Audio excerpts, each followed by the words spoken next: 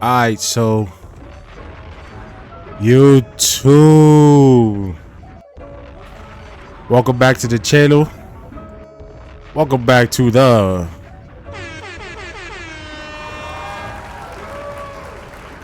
Rob Cam Show. And coming off of night 1 of SummerSlam, night 2 tonight. As this recording, it is Sunday. Right now we're about 1:10 in the afternoon as I'm making this video. So we are finished with night 1 of SummerSlam, and we're reacting to everybody's reaction to the focal point of the night, which was Seth Rollins cashing in his Money in the Bank briefcase. I can't talk. Seth Rollins cashing in his Money in the Bank briefcase on CM Punk for the night. So we are going to react to the guy or the channel of WrestleFun, and shout out to WrestleFun for always with the videos, always with the content. Leave a like on this video. You know, we got to do that because support is free. All his description and information will be in the description below if you want to check out his channel yourself. And with that being said, please subscribe to Rob Cam, leave a like on this video, and share to your friends. And without further ado, let's get into this one.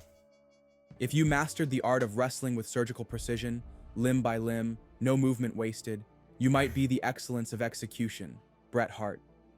If you weathered eras like winters, neon lights, crimson mats, stadium pyres, and emerged colder, wiser, untouchable, you've walked in the shadow of the dead man. If your voice could start riots, your promos felt like manifestos, and you blurred the line between truth and theater until no one knew the difference. You carry the fury of CM Punk. If your flesh tore on steel, your ribs cracked under expectation, and you still stood, bleeding, broken, smiling, then you've lived through Mick Foley. If you rewrote yourself through decades, jumping federations, breaking walls, spinning myths across oceans, then you reflect Chris Jericho. If your presence was thunder before the storm, your madness poetic, your words riddles from Olympus, your soul mirrors Macho Man Randy Savage. If your entrance turns arenas into cheers became battle cries. If you are flew skyward, a motherfucker that don't give a fuck, you carry the rebellion of Stone Cold Steve Austin. If you stood unshaken, carrying a company too heavy for most, and still kept showing up night after night, then you embody John Cena. But if you've done all of that, if you wrestle with precision carved from discipline, endure eras like scars, speak in sermons that shake the floorboards, reinvent, rewire, resurrect, walk in chaos like it's home, and carry not just a belt, but the burden of expectation. If you stood tall in the main event of SummerSlam, knee barely healed, revenge in your smile, the world roaring. Or was his knee injured in the first place? Ooh. We'll find out on Raw tomorrow, or possibly tonight on SummerSlam. Most likely on Raw. We're gonna find this out. Beneath your boots, if you turned pain into paint and setbacks into signature, if every loss became a blueprint, every betrayal a design, then, and only then, you become a visionary, a revolutionary, the greatest of your generation. You become Seth freaking Rollins. Yo, that is really up for debate though. Is Seth Rollins the greatest of their generation, or is Roman? That's really nah. Can you say Ambrose or Moxley? Now, like, that's really up for debate right now. Galaxy Z Fold 7. Under the California night sky in 2015, on the grandest stage of them all, Roman Reigns and Brock Lesnar lay broken in the ring, victims of each other's wrath. The main event of WrestleMania 31, one that no one wanted. Seth Rollins sprinted down the ramp like a man possessed, handed over the briefcase, cashed in Money in the Bank, and turned a war into a three-way ambush. One spear turned counter, one final curb stomp to Reigns, and 3 seconds later, Rollins stood on the ashes of gods, championship hoisted skyward, fireworks igniting behind his silhouette. They called it the heist of the century. A robbery, clean and brilliant. A reminder that destiny can be broken and rebuilt in real time. The architect didn't wait for the kingdom to fall. He invaded it, redesigned it, and left the blueprints in smoke. That night, history bent at his feet. That night, he left no chapter. He rewrote the whole book. A decade passed. New kings rose, old rebels returned. Yet in the blur of eras and algorithms, one constant remained. Seth Rollins never left the fire.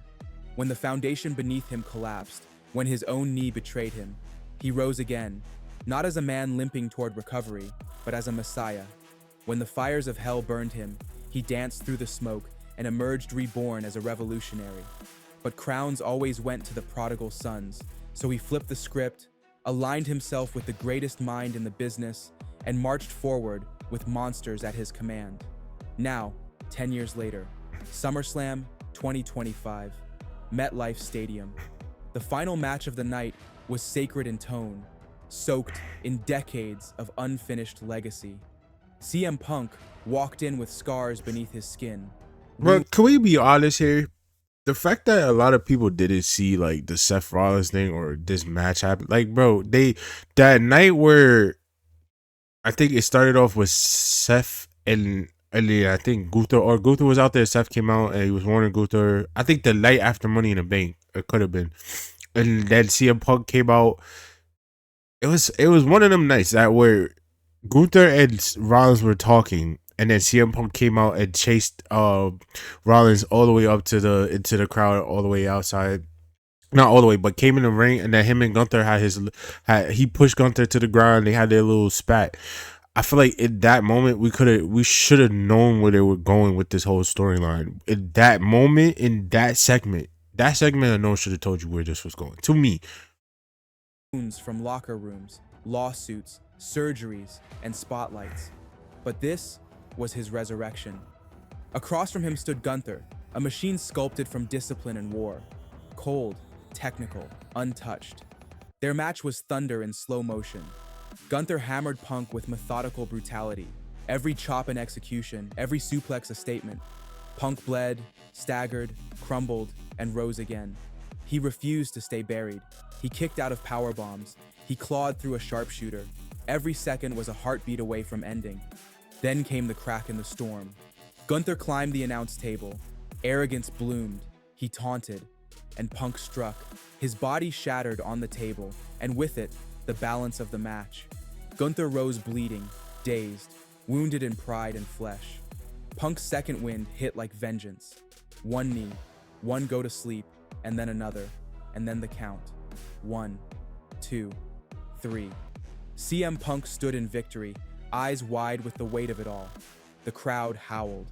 A man who'd walked out of the company in protest, dragged his name through fire, and fought the industry to a draw, was champion again. The title that never truly left his shadow now sat in his hands. But remember what Seth Rollins once said: "There is breath in my lungs. CM Punk will not be a world champion." Time stopped. Seth Rollins emerged in black, limping, knee-braced, Paul Heyman by his side. The crowd erupted in disbelief. His leg had been shattered weeks ago, crutches under his arms. He looked like a ghost dragging himself toward a funeral. It looked like theater, an attempt to make his presence felt, a cautionary omen for the future. He turned to leave, but then he smiled. The crutches hit the floor. The limp vanished. The mask fell away. Rollins ran. He hit the ring like a thunderclap. Punk tried to stand, tried to swing, tried to hold on, but the briefcase met his skull. Rollins handed it off, cashed in, and dropped him with a single curb stomp. 12 seconds, that's all it took. 12 seconds to turn triumph into torment. The stadium gasped. Punk's redemption arc collapsed in real time. The title he fought for, the war he endured, gone, swallowed by Seth's grin, glowing with sweet revenge. The greatest ruse was complete. A decade later, the man who redefined betrayal wrote a sequel in blood. The WrestleMania cash-in was survival. SummerSlam was conquest. One was improvisation. The other was orchestration. Both were symphonies. Rollins didn't walk through eras. He scorched them. His path isn't paved, it's carved. He doesn't carry a torch. He is the fire. He wears evolution like armor. His style reinvents itself the way legends fade. Slowly, then all at once. Technicolor jackets, flaming boots, blood-red smiles, theatrics sharpened into blades. He speaks with venom that slides into gospel. Every promo laced with madness and rhythm. a sermon for saints and sinners alike. His voice doesn't echo because it's loud, it lingers because it cuts. His in-ring style. To go back to, sorry, I have to pause it because going back to like 8 when Seth Rollins was aligned with what's that, ADP or ADP, isn't that insurance or something, or the Authors of Pain? Yeah, that's what they was. The two guys, the Authors of Pain, when he aligned themselves with that, I feel like this is what I feel like that is what they're trying to. That's what they were been trying to do with Seth Rollins. Seth Rollins had a lot of stables that didn't work out. I ain't gonna lie. Even when he was the Messiah and he had Buddy Murphy and Austin Theory in it, even that didn't. It was a good little. I feel like the payout for Buddy Murphy was better in that situation, but it's just, I don't know. That one was just bad timing, just in the situation of the pandemic and whatnot.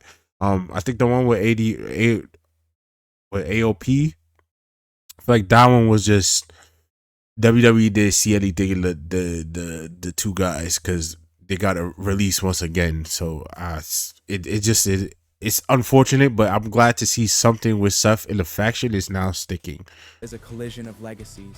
He moves with Bret Hart's intent, Foley's threshold for agony, and Jericho's restless invention. His knees have buckled, his spine has screamed, but his will has never broken.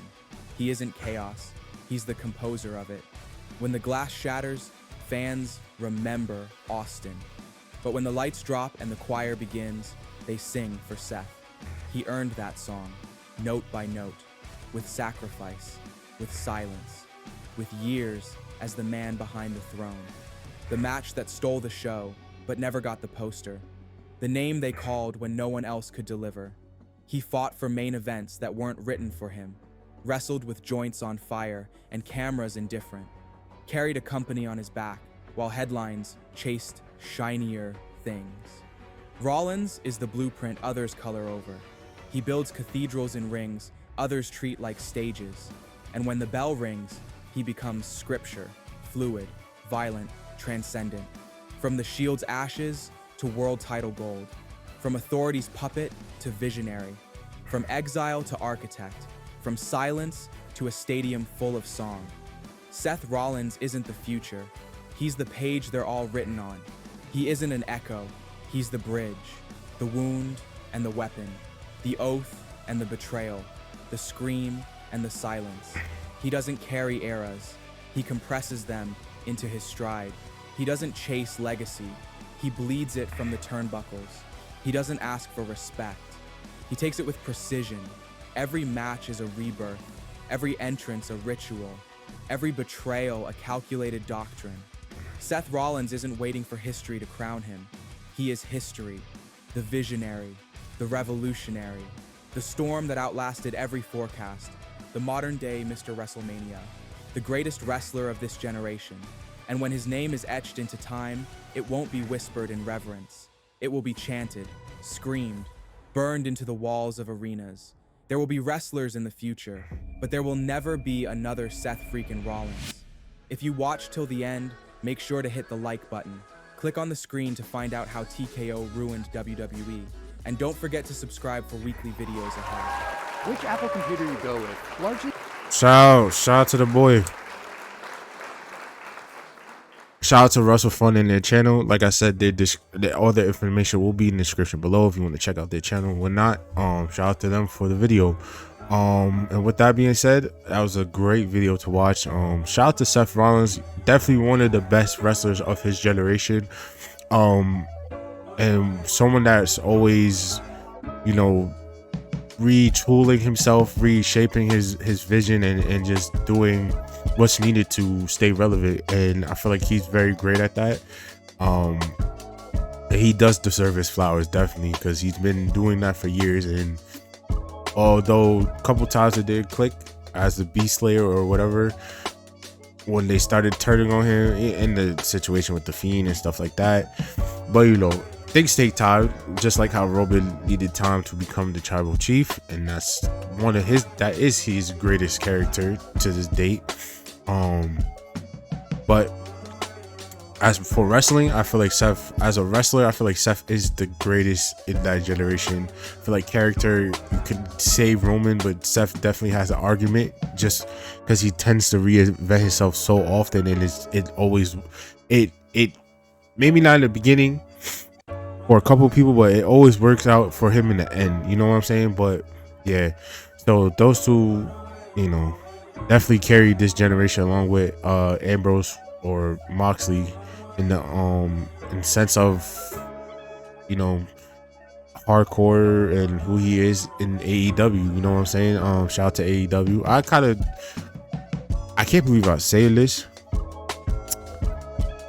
and I'm not saying this because I'm a WWE narc. Like, I love wrestling in general, but AEW, there's sometimes where I watch it, it's so cringe to me, just promo wise, but the wrestling itself, bro, that's what I love about AEW. Their style of wrestling, even though I feel like that's why a lot of guys are like Adam Cole and stuff like that, they tend to get injured and be out for so long, because that's professional wrestling. WWE is too choreographed and stuff like that to keep them safe, of course, but AEW is that hard hitting, fast style. Like, I'll give them flowers. Their wrestling style is, I love that shit, man. So I will start to gradually do a little more AEW content as I figure out, like, as I start tuning in and figure out what's going on over there fully. I feel like I'm more in tune with WWE, what's going on over there, even if I don't watch, because, you know, you got Instagram, you got social media that can keep you up to date with certain things, and you got all the great content creators on this platform or Twitch that do their thing, and shout out to everybody. But I would also like to shout out all you guys for watching this video. As always, leave a like, share to your friends, and subscribe to the channel. As always, remember to keep doing your thing, baby. Make it make sense. I'll see you in the next video. Safety.